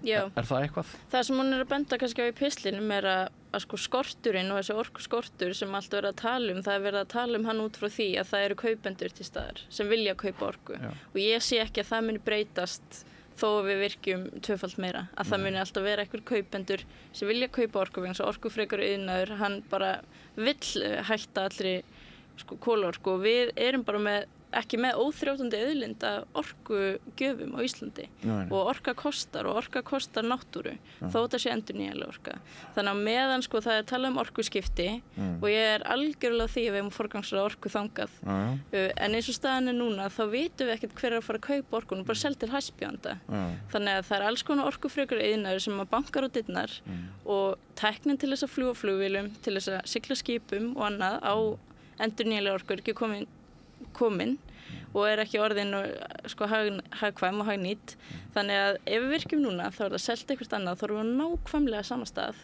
ég meina almenningur nota 5% af orkunni 80% fara til stóriðju við erum bara að fara að auka það hlutfall og svo þegar tæknin kemur og við erum komið með verkefni að þá ætlum við alltaf að ná í meira í þessa takmörku auðlind náttúrugæðin eru bara takmörku auðlind sem við eigum og ég held að fólk nálgist það ekki nóg mikið þannig. Það er helst rætt alvöru mála á Reykjanesi í tengslum við virkjanakosti. Það er náttúrulega annað mál sko, Reykjanesi þar erum við með bara stöðu sem við hefum ekki séð áður og þar er í uppnámi þarna. Gunnar, að hve miklu leyti er það rétt að erlendu ferðamönnum til Íslands hafi fækkað vegna þeirra mynda sem erlendur fjölmiðlar hafa dregið upp af stórhættulega ástandi hér á Reykjanesi? Ég bara get ekki svarað því. Ég skil ekki alveg alltaf þessi Excel-skjöl á Íslandi alltaf endalaust. Ég bara fatta það ekki alltaf. Og ég fatta ekki alltaf þegar verið að tala þetta svona. Mér hefur bara fundist hafa verið nóg að gera. Já, nóg að gera. Og mér finnst þegar ég er með skrifstofunir í bæ, sko. Það er litla sem ég get valið þar. Það finnst mér nóg að fólki vera svona labba Ég bý í miðbænum og það alltaf fullt af fólki. Alltaf fullt af fólki hérna og ég held að jú, það getur kannski að hafa orðið einhvers konar breyting á sko samsuðunni á fólkinu, það að segja þetta kannski fólk sem að staldra við styttra eyðir minna í hótel og svona allt þar fram eftir göttunum og tekur sér svona styttri tíma til að vera hér en ég í þannig ferðum að mér hefur bara búið að vera nóg að gera og ég get ekki annað að vera bara ánað með það sem af þessu ári. Og hafa þínir erlendu gestir engar áhyggjur að því hvort þeir komist aftur bara frá flug Nei, þeir hafa eiginlega mestar áhyggjur að mér hvort að ég sé á lífi, þeir eru sendað til mér skilaboð, ég var að fá skilaboð, þetta fór að gjósa hvort ég var á lífi og svona, hvað var í gangi, en skiljanlega áttar fólk sig ekki alveg á því hvernig við lifum við þetta, það er að segja sko þið mig ekki gleyma sko að við fengum næststæðasta gosbara sem við þekkjum árið 2014 hérna upp í Hólurauni sem að var bara hraun sem að bara mundi bara kaffara bara stóra borgir í Evrópu en við bara lifðum við þetta eins og það ekkert gerst og við lifðum við Reykjanes fyrir utan kannski það að Grindavík það þurfti að rýma hana og mér finnst það sem sagt svona kannski þurfti við að temja okkur svona betri umgengni við það fólk að einhverju leyti, ég veit ekki það, ég þekki það ekki nógu vel en mér finnst það fólk ekki vera mjög ánægt og eins og við vorum í Vestmannaeyjagosinu það var svona samheldni bara þjóðarinnar bara það að gangi í þetta mál og ekki einhverja spurninga sko, ekkert verið að varpa fram einhverju ef og kannski það voru ekki margir stýrihópar stofnaðir sko, þetta var bara gert En við lifum í mjög hættulegu landi það verður bara að segjast alveg eins og og með sjó allt í kringum eyjuna og eins og ég gat sem áðan 5.000 sjómenn sem fóru í hafið á síðustu öld og hætturnar víða með hærra sjávarborði til dæmis minnkun og rýrnun jökla samanber Grænlandsjökull sem stór sér á og sömuleiðis íslenski jöklar og raforkuformænslega að minnka út af sko minni jöklum hérna á Íslandi sem að rýrnaði miklum mun. Ég var að keyra fram hjá Skeiðarársandi bara þar síðustu helgi og hann bara ekki að verða sjón að sjá. Þetta það sem að fólk talaði aldrei við. Það alltaf að spurja þetta. Það að spurja jöklana. Það að spurja, hvar var þetta? Og þegar maður fer að hugsa þetta bara bakið hans aftur í tíman, þegar maður var sem krakki að keyra þennan stað, sko, þá var umhverfið þarna bara svo gjörólíkt það í dag. Og til og með þess að keyra upp við Hofsjökul, sko það eru komin bara heilu og hálfu fjöllin upp úr Hofsjökli sem sko heiti einhver nöfnum meðlum alveg samkvæmt vegna þess að þau aldrei sést. Það bjóðst ekki öldum saman. En það sem sko og við þekkjum alltaf okkar sögu bara frá síðustu árum og áratugum sust sem kemur úr sjó á 7. áratugnum Vestmannaeyjagosi stuttu síðar og við höfum verið að meðaltali með eldgos á 4 ára fresti.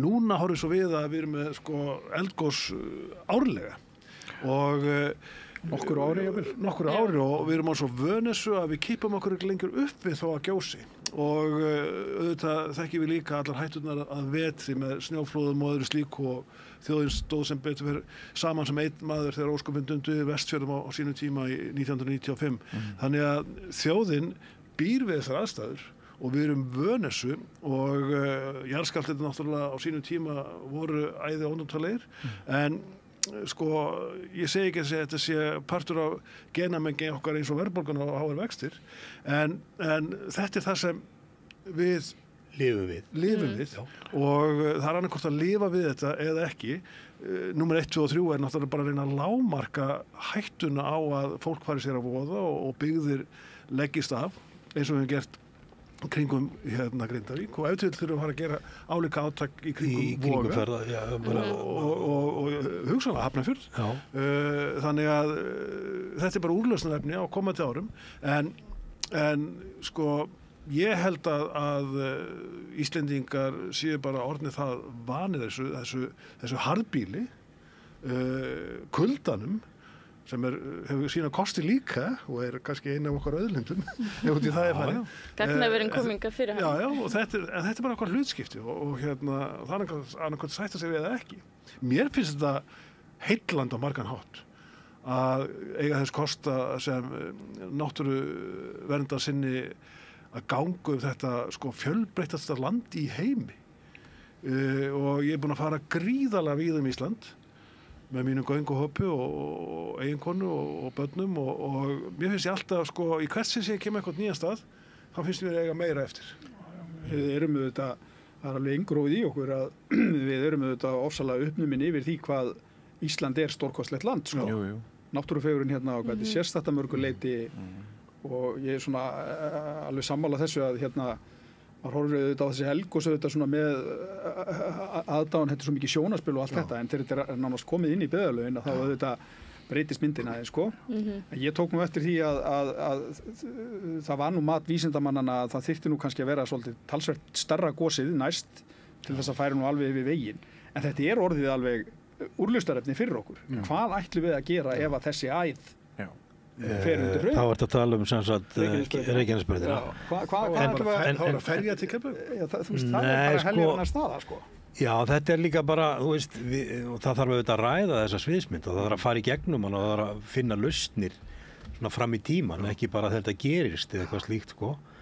En við höfum svo sem á svo margan og aðdáanverðan hátt stað og vel þegar svona hefur gerst. Já, við erum best undir þessum aðstæðum. Við sko, ég hef oft sagt þetta við fólk, sko, að við svona erum lítil þjóð og við rífumst mikið alls konar svona óaðgengilega, við rífumst jarðgöng, skóla og maður ekki að gera þetta og gera hitt og við erum alltaf að rífast eitthvað svona daginn og þessum, við erum svo stór fjölskylda. Svo leið og eitthvað svona kemur, þá erum við svo sem eins og bara einn stór líkami og bara einn stór hugur því að taktu bara Vestmannaeyja gosið, þú sér að þetta eru 24 tímar, það voru bara allir farnir úr eyjunni. Það er bara allir farnir, það búið að taka fólkið og það fóru allir á staðinn og það var allt gert til þess að leta þessu líf. Það var enginn að velta því fyrir sig hvað þetta kostaði eða hvað þetta var, ríkissjóður færi í þetta og það var bara ákveðið að gera þetta. Núna erum við einhvern veginn komin í svona hamdaldina því að þetta að gera svolítið mikið, sko, og nú erum við farnir að setja þetta upp í Excel. Og það kann ekki góður lukka stýra þegar við erum farnir að setja eldgosin og alla þetta pælingar upp í Excel og miða þetta allt við Excel-skjalið, sko. Og stemt skalað. Og svo finnst mér alltaf, sko, típist þegar bjátar eitthvað á, þá kennir til dæmis bara ríkisstjórnin fjármálunum, Grindavíkum fjármálun sín. Þeir benda á Grindavík og segja, heyrðu, já, þetta nú svona af því að við lentum í þessu, af því að við lentum í þessu, af því að við lentum í hinu.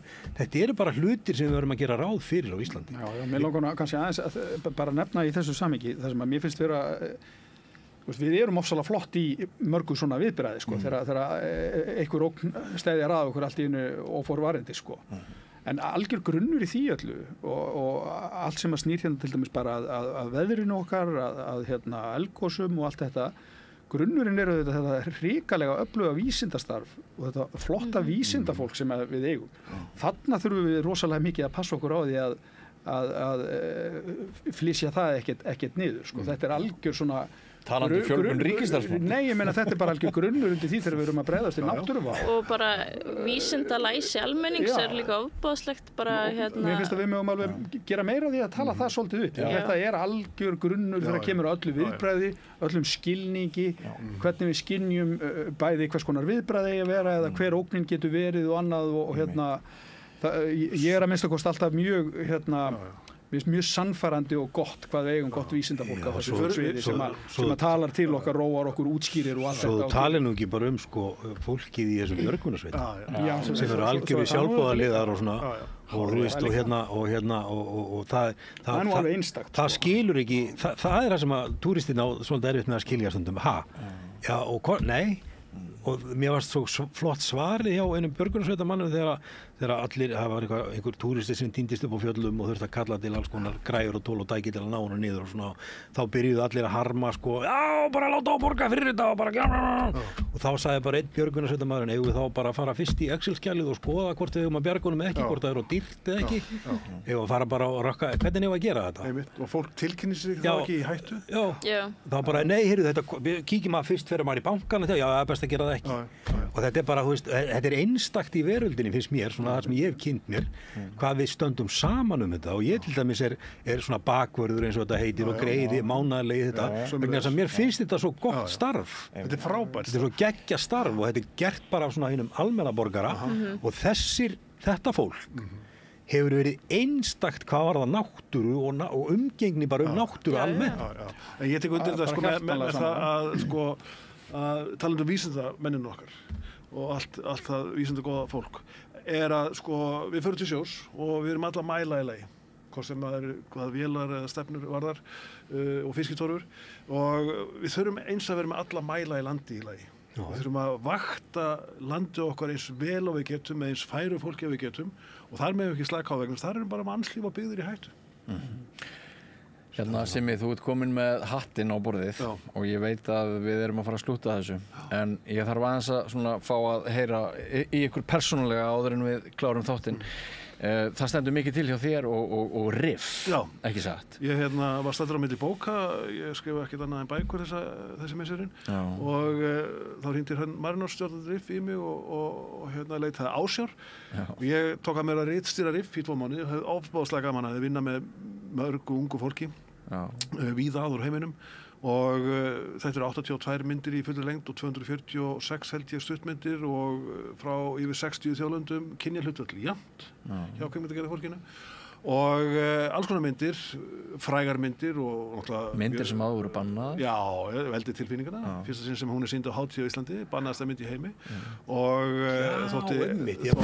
þótti algjör dónaskapur eða listræn mynd rosalegt og ég fór að mynd í gær á opnunarhátíðinni sem eftir Lilju Ingólfsdóttur sem mér kær vegna sem hún dóttir Ingólfs Heitins Margeirssonar blaðamaður svo mikils vinar míns, blessi minning hans hélt frá 2011 og hún heitir Elskling eða Elskuleg og fjallar hjónabandserfileika og þetta haldið ykkur fast besta dramatíska hjónabandsmynd sem ég hef séð á ævinu ég búin að sjá 1000 mynda ég hveti ykkur eindreið til að fara á hana vegna þess að hún stórkostleg og áhorfendur í gærkvöldi voru í sjokki og það leiðir hugann að því og það svo mikilvægt að fara í bíó með maka sínum eða vinum eða saumaklúbbnum eða spilaklúbbnum vegna þess að njóta kvikmyndir á stórum skjá með öll hljóðin í kring og með líka viðbrögð fólksins í kring þetta einstök upplifun, þetta álíka upplifun að vera í leikhúsi lífið á ekki að vera niðursoðið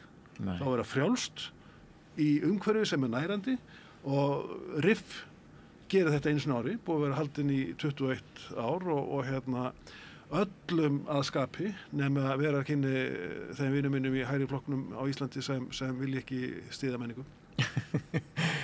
En Elskling, það sem sagt ræman. Elskling eftir Lilju Ingólfsdóttur. Algjörlega frábær mynd og auðvitað náttúrulega bara verður veislan framundan og til dæmis núna 4:00 í dag var Nastassja Kinski að tala sína myndir í Norræna húsinu og svona verður þetta áfram. Allir í bíó. Allir í bíó. Sigmar, hvað Guðmundsson þingmaður, hvað ætlað þú að gera helgina? Morgundagurinn pakkaður, við erum með haustþing alveg rétt og sem svona milli þing hjá okkur þar sem við ætlum aðeins að skerpa á starfin okkar og dagurinn fyrir það og kvöldið þetta líka, það sjálfsögðu þannig að fólk lyfti sér upp eftir haustingið. Þannig að við erum mjög ánægð með mætinguna, margir búnir að skrá sig, þetta eitthvað 150 manns eigum við von á að verði þarna í Mosfellsbænum. Það smá byr í seglin hjá ykkur, ykkur gengi ágætlega í skoðanakönnunum. Já, við finnum það. Þið ekki að rífast hérna út á við? Nei, við finnum þetta, fólk að skrá sig í flokkinn. Jón Gnarr kominn til ykkar? Jón Gnarr kominn, hann hafi nú legið í loftinu, við vissum að því í eitthvað tíma en það svona hann greindi frá því í gær. Ertu ánægður með það? Já, ég það náttúrulega bara svo sögulegt líka Ég náttúrulega vann með honum á sínum tíma þegar þeir voru að fara af stað, tvíhöfði á sínum tíma í útvarpinu. Ég held að ég sé búin að horfa á alla fósbræðra þættina svona 700.000 sinnum. Ég er mikill aðdáandi hans í listamann. Þið eldast svo vel. Og ég var alveg sérlega hrifin á honum í forsetakosningunum síðast og ég hef nú enda á því að kjósa Höllu Tómasdóttur. Ég er í þeim hópi sem á stundum svolítið herritt með að gera upp hugmynd. Það voru þarna 3 sem komið til greina og mér finnst nú ekki verið í lagi að forsætisráðherra fyrirverandi sé allt í einu komið með málskotsréttin gagnvart ríkisstjórninni þannig að ég kaus Höllu þarna á síðustu metrunum en var mjög hrifin af Jóni Gnarr og hef alltaf verið og hann var líka mjög góður borgarstjóri fannst mér. En síðan sunnudagurinn svolítið óskrifað blað. Mér heyrist á nafna mínum eða Abna eins og hann segir alltaf að ég þurfa að fara í bíó. Þið verðið að sjá saman. En ég ætla aðeins áður kemur þér Gunnar, hvernig líst þér á Þórð Snæ fyrir Samfó? Þetta þingmannefni? Fara svona menn inn eins og Jón Gnarr og Þórður og Doddi og þeir bara fá oddvitasæti og þingmannastöðu bara eins og Nei, það ekkert sjálfgefið í pólitík og þú átt ekkert í pólitík og það eina sem þú átt í pólitík traust. Ef þú missir traustið þá ertu farinn. Þannig ég held að þú átt ekkert í pólitík og þú átt allra síst eitthvað í pólitík fyrirfram. Já. Ég meina ef að, þú veist, það svo sem ekki alveg frágekki hvernig við munum ráða lista uppstillinga eða prókjörn, ef það prókjör þá þarf auðvitað Jón Gnarr að fara í gegnum það og fá stuðning frá fólki. Það á engin eitt. En menn bara sækjast eftir því og hérna, svo bara sjáum við til hvað gerist. Spennandi tímar og það verður náttúrulega, liggur við að verði daglegar bombur núna einhverja svona fólk sem við þekkjum. Björn, ég þarf að breiða mér að bæði vegna þess að ég að fara að stjórna málþingi á RIF eftir hálftíma. Heyrðu, hérna bara kæra þakki fyrir komuna og þú mátt fara á undan hérna. Góða helgi. Sömuleiðis. Bara kæra þakkir, góða helgi. Já, sömuleiðis. Hérna, Gunnar, hvað er í kortunum hjá þér? Ég nú bara að vinna eins og venjulega svona á þessum tíma. Í ferðarþjónustu? Já. Það er nóg framöndan og ég er mjög svolítið þungan október sko. Ég gera mikið og mikið að gera en hérna ég sammálaði með Jón Gnarr því ég hefði bara gaman, það er svo gaman að vinna með Jóni. Ég hef unnið með Jóni, við settum upp leikrit saman og skrifum leikrit og svo höfum við orðið svo frægir að fara saman til London á námskeið í svona alls konar lærðum að leika klósettar og svona saman. Og þú gerðir þarna myndina Maybe I Should Have sem var sýnd í sjónvarpinu. Já. Það er ekki, ég vissi að allir hafi kveikt á því sko. Nei, en það var hún bara gerð hrunið sko og svona var miklu svona vanefnum en svona fjallaði svona, var svona persónuleg mynd í raun og veru. Myndir þú kjósa Viðreisn bara út á Jón Gnarr? Ég veit ekkert það, ég myndi alveg kjósa Jón Gnarr, ég kaus hann í besta flokknum og mér þykir bara, hann kom í 50 sammæli mitt og hélt þar tölu og hann talaði líka við mig erlendis í gegnum svona mynd, eða svona með vídeói þegar ég var 60 þannig að Jón er mikill og góður drengur og mikill vinur minn og mér finnst gaman að honum hjartað á réttum stað hann er með hjarta sko, hann má svona, hann er bara, bara og mér hefur svona, og líka þú varst að tala Þór Snæ á hann, mér finnst það skemmtilegur svona karakter og hann er svona Svo er einhver sundmaður sem er komin í miðflokkinn og við ekki glemma honum heldur. En hann hann skrifa rosalega langa pistla Þórður sko og ég svona les yfirleitt svona eitthvað að þeim en ég er bara með svona ADHD í þessum efnum og ég er svo erfitt með að lesa svona rosalega langa pistla sko að ég són alltaf út svona þegar ég kom inn í miðjuna þannig að reyna að fá bara essensir úr svo svona en mér finnst hann mjög efnilegu líka og ég var alveg til að sjá hann á þingi og af því að hann kann líka reikna. Já, einmitt, hann er talnaglugur. Hann á það held ég sameiginlegt með Gunnari Smára Egilssyni sem er nú oft hér í mínu sæti. Þetta eru talnaglugir blaðan. Ég vil sjá það báða á þingi að þið kunna reikna. Einmitt. En þú Þorgerður María, hvað hérna? Já, ég ætla allavega ekki að vinna.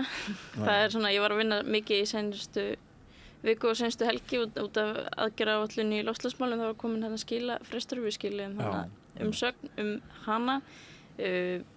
Já, ég er að fara að vera í pallborði á RIF á þriðjudaginn þannig að ég hlakka bara mikið til þess og það getur vel verið að ég skelli mér í bíó en annars þá núna svona döfunni hjá mér ég er að fara á ráðstefnu Sameinuðu þjóðanna 2 bæði líffræðilega fjölbreytileika og loftslagsmálin og þær eiga víst að sko, þessi 2 samningar eiga að vinna rosalega vel saman en gera það ekki og ég ætla svona að reyna að tengja þetta saman og nýta þetta í eitthvað skiljanlegt mál eða form sem fólk getur svona glögg að sjá.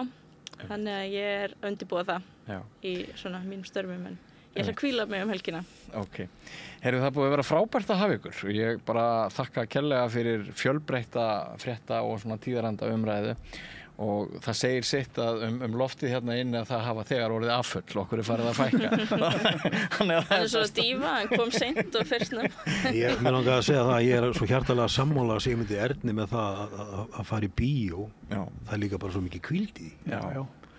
Félagslega töfn. Ég nefnilega hef sjálfur ekki farið í bíó í meir en hálft ár. Og þetta er bara eitthvað sem er svolítið að detta út hjá sumum okkar. Við buðum í bíó á Landvernd daginn, það var mynd Órangútanósi, það var fullt af litlum krílum að horfa á ABBA-mynd ABBA sem að kemst að því að plantegrur pálmatrjáa eru mjög skaðleg fyrir frumskóginn. og framleiðendur ekki vissin hvort þetta fái sýningu í Malasíu eða í svona svæðum þar sem þetta svona vandamál en það var mjög gaman og ég tek undir það líka. Það var alveg sérstök stemming að vera svona í hóp saman að horfa í bíó. Skammdegi framöndan, góð bók, bíó.